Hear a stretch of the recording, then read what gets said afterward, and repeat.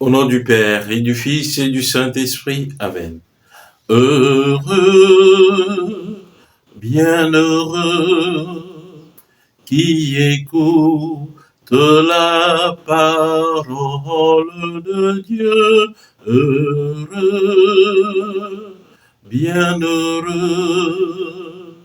qui la garde dans son cœur. Évangile de Jésus-Christ selon saint Matthieu. En ce temps-là, Jésus disait à ses disciples, « Ce n'est pas en me disant Seigneur, Seigneur, qu'on entrera dans le royaume des cieux, mais en faisant la volonté de mon Père qui est aux cieux. Ce jour-là, beaucoup me diront, Seigneur, Seigneur, n'est-ce pas en ton nom que nous avons prophétisé, en ton nom que nous avons expulsé les démons, en ton nom que nous avons fait beaucoup de miracles? Alors je leur déclarerai, je ne vous ai jamais connus. Écartez-vous de moi, vous qui commettez le mal. Ainsi, celui qui entend les paroles que je dis là et les met en pratique est comparable à un homme prévoyant qui a construit sa maison sur le roc.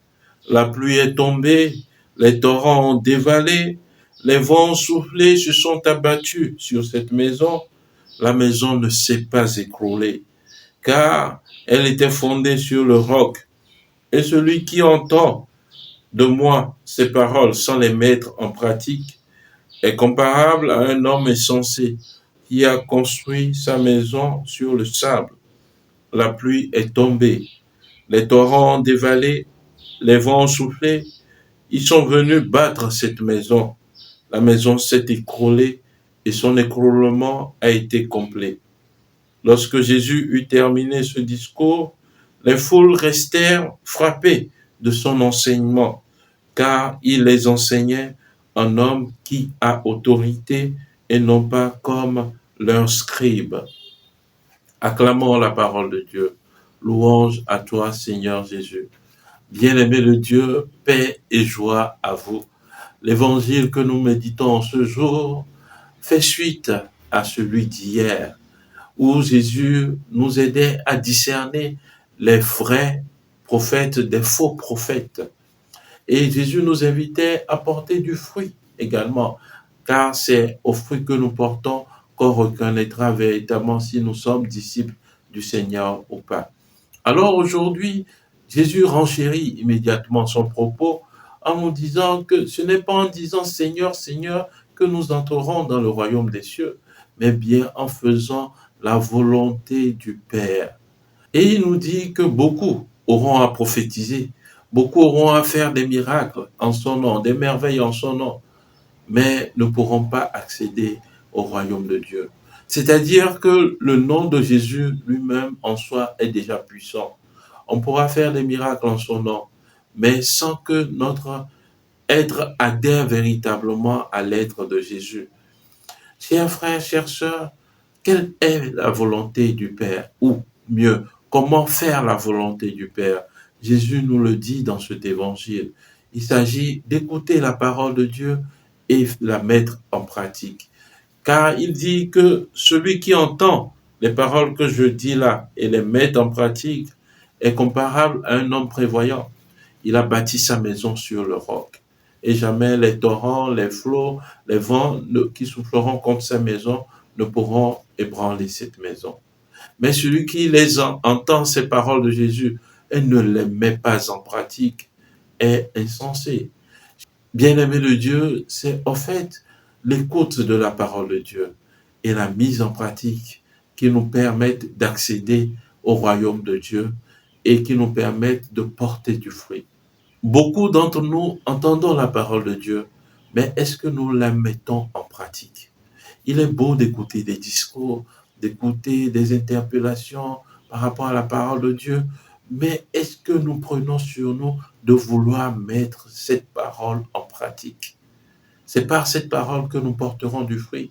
La parabole du semeur nous le dit que la bonne terre, c'est ceux qui ont écouté la parole et l'ont gardée dans leur cœur.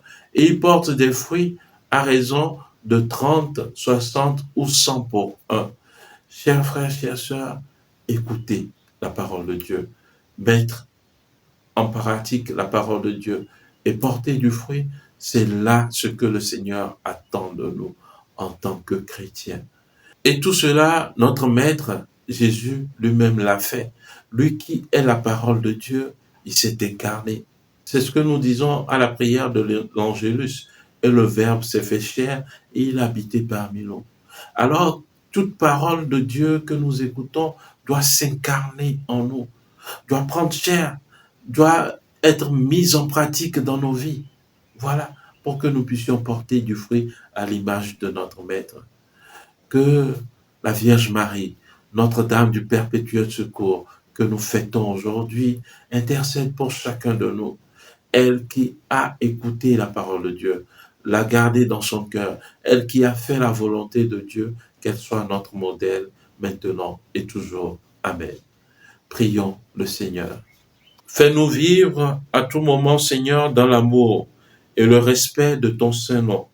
Toi qui ne cesses jamais de guider ceux que tu enracines solidement dans ta charité.